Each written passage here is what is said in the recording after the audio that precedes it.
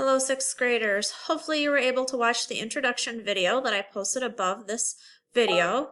It is a great video that really demonstrates where the formula for finding the volume of a cone comes from.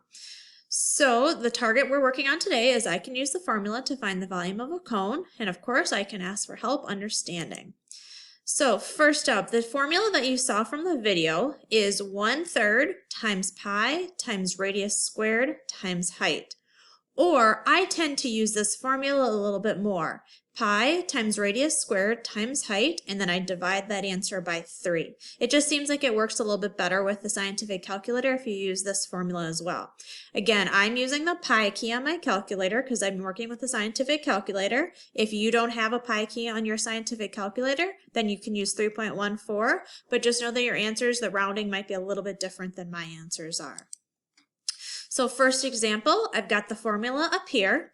So it says, find the volume of a cone with a diameter of 6 feet and a height of 3 feet. Round your answer to the nearest tenth. Well, one thing I noticed right away is they give me the diameter of 6 feet, but for the formula, I actually need the radius. So I took 6 divided by 2, and I got my radius that I need of 3. So then it's pi times 3 squared, because my radius is 3, times 3 because my height is 3, and then divide it by 3. And I just type this all into my calculator. Pi times 3 squared times 3 divided by 3 gives me an answer rounded to the nearest tenth of 28.3 feet. Actually, that should be cubed. That should not be squared there. This is volume, so we should be cubing our formulas, not squaring it. All right, next up. You can pause the video and solve this one on your own. This one on your own, you have a radius of 6 here, and you have a height of 15. So pi times 6 squared times 15 divided by 3 should give me an answer rounded to the nearest tenth of 565.5 centimeters cubed. Example 2, it says find the height of a cone with a radius of 6 yards and a volume of 75 cubic yards. Round your answer to the nearest whole number. So now they've changed it up a little bit. Now they're giving me my volume, they're giving me my radius, but I have to solve this equation for the height. So first thing I do is I plug in the numbers that they do give me. So I put 75 in for volume, I put 6 in for radius, and then I just leave h as my height. Now the last thing I do is I divide by 3. So that's the first thing I want to undo, is I want to multiply both sides by 3. So I multiply by 3 on this side, and I multiply by 3 on this side. Now obviously on this side, that means the 3's are going to cancel, and then 3 times 75 would then give me 225.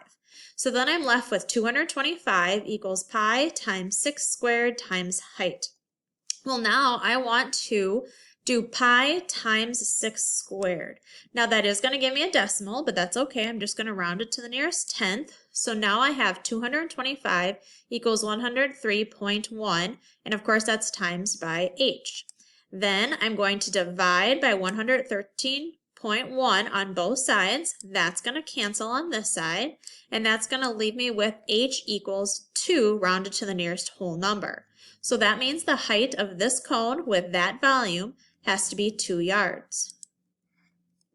You can pause the video and do this one on your own. All right, to check this one, once again, we put 7,200 in for volume, we put 15 in for the radius, and then I'm looking for my height. So of course, the first thing I did was multiply by 3 on both sides. That then cancels, and that gave me 21,600 over here, and that equals pi times 15 squared times height.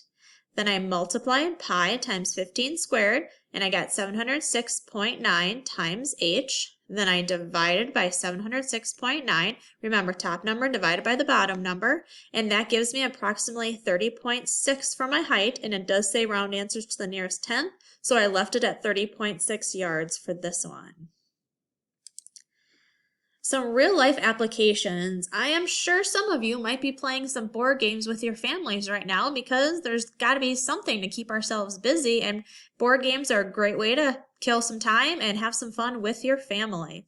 So example 3, you must answer a trivia question before the sand in the timer falls to the bottom. The sand falls at a rate of 50 cubic millimeters per second. How much time do you have to answer the question? So here's my cylinder, and of course that sand is falling down to here, and for this game, as soon as all that sand falls down here, then your time is up. So I have a radius of 10, I have a height of 24. So 10 times 10, pi times 10 squared times 24 divided by 3 gives me 2,513.3 millimeters cubed. That is the volume of the sand in this timer. Then it's dropping at a rate of 50 cubic millimeters per second. So I divide that answer by 50, and that means that I have about 50 seconds to answer the question in the trivia game.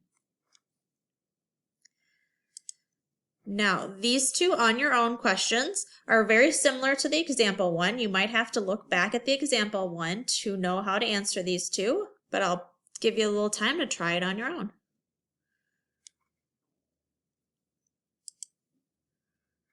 All right, so to check this one, as I said for number 3, this one has the same volume as example 3, which was 2,513.3.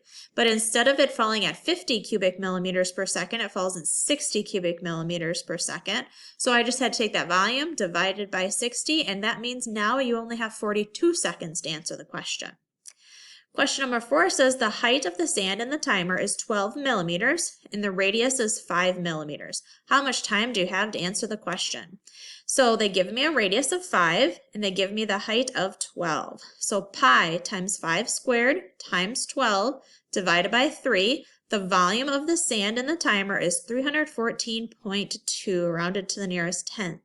Now it's falling at a rate of 50 millimeters per second, so I'm going to divide that answer by 50.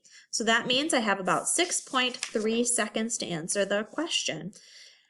All right, next up is your homework assignment. So I can get started on it with you. It is page 682 to 683, numbers 1 through 16 and 23 through 25.